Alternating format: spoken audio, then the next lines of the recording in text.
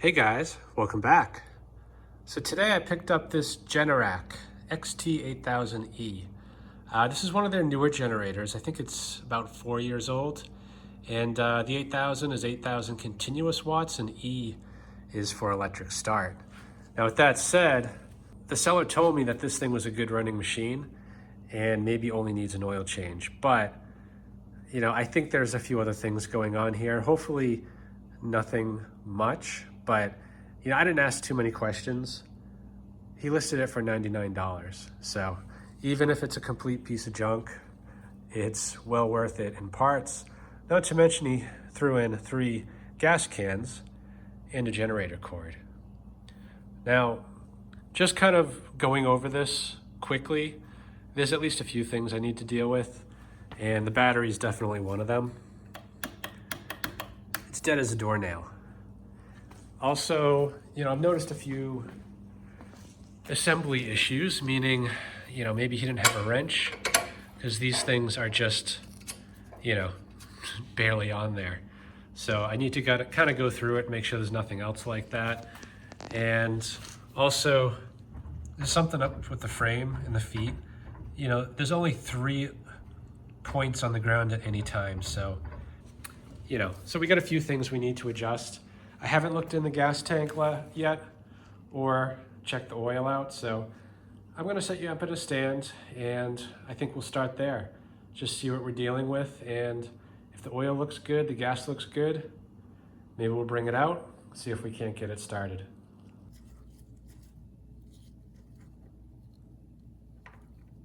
Okay. Oil colors actually doesn't look bad. Maybe a little bit overfilled, but the oil looks good.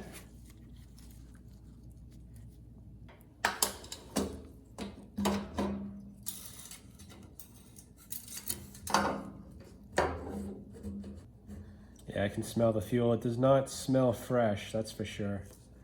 Hopefully there's no rust. I hate rust.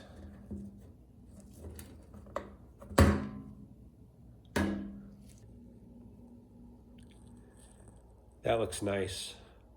I mean, the fuel is old, you can tell by the color, but the tank looks to be in very good shape. And that's one thing I'll give Generac credit for. I have never picked one up with a rusted tank. So I don't know what they use in there, but it seems to be better than most.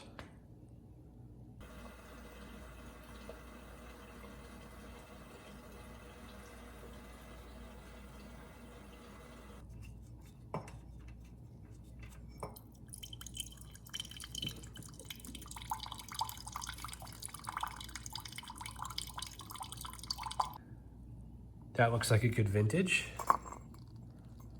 No water though, so that's good. Now, unfortunately, the fuel valve was left on, so I just shut it off, but that's never a good sign. You know that carb could have issues. This thing, I think, is about 4 years old. Haven't found anything yet with a date on it. Oh, that might have a date.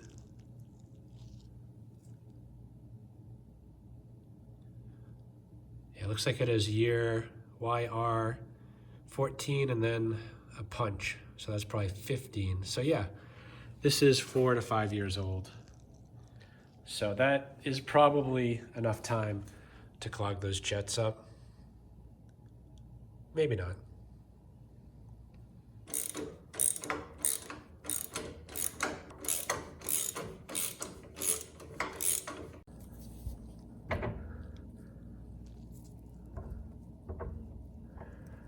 Can't see any reason for this. I mean, the wheels just go through there and clip on.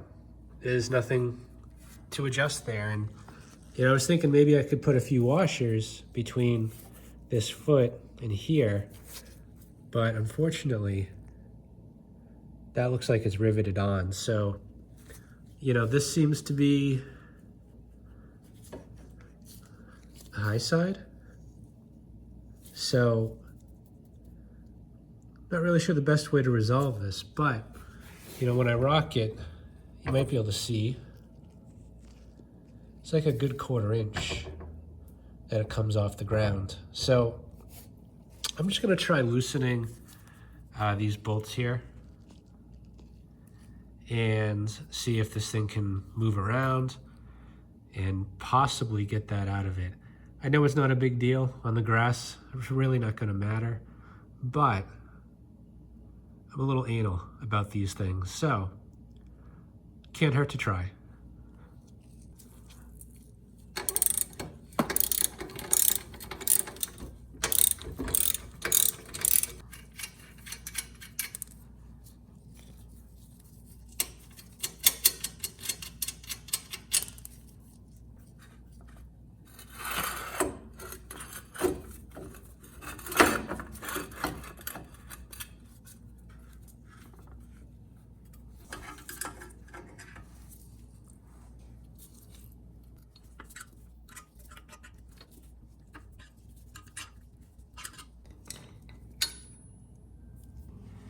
All right, so I just swapped the feet. So this foot was on the other side, and this used to be the high side. Now it's the low side by a 1/4 inch. So I think we found our problem. There is something wrong with this foot.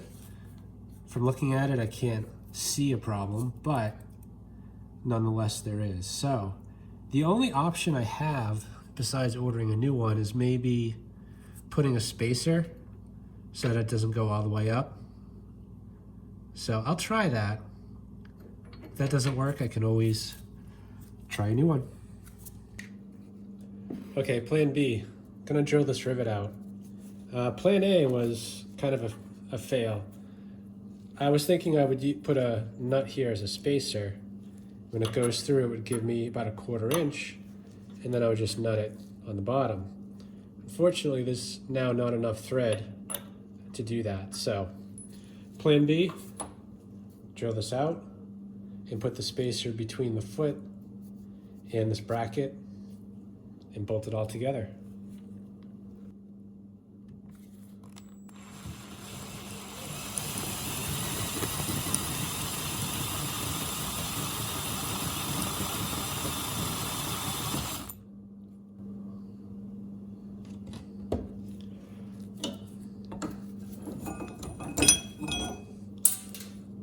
That should have been plan A, I think.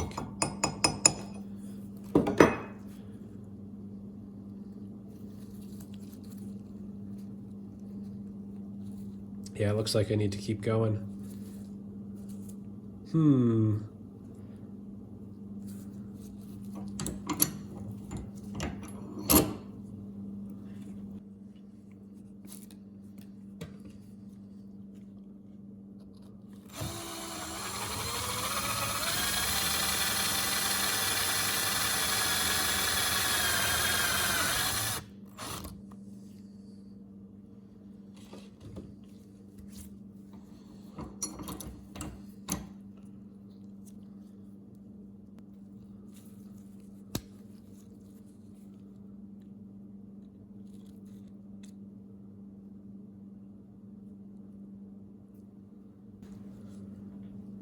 Okay, I think that worked out pretty well.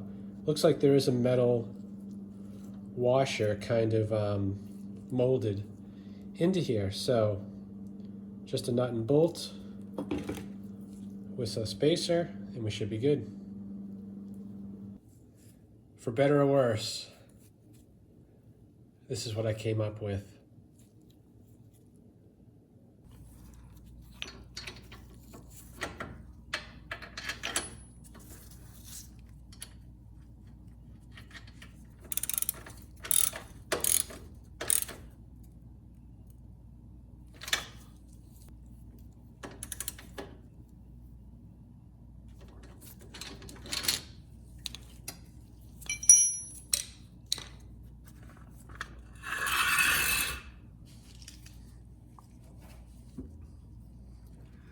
Much better.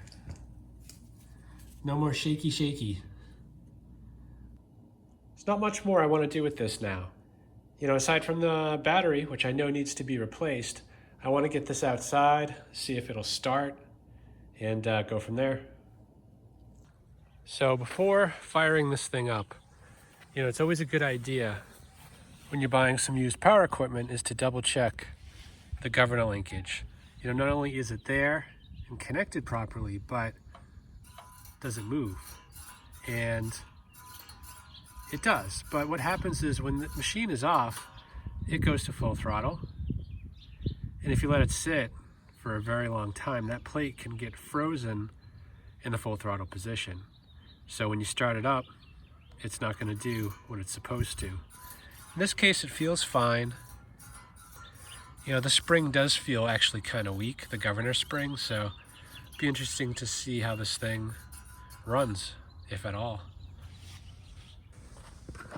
All right, maybe I'm being a little optimistic here, but I got the 2 space heaters on standby, so I can put a 3,000 watt load on it.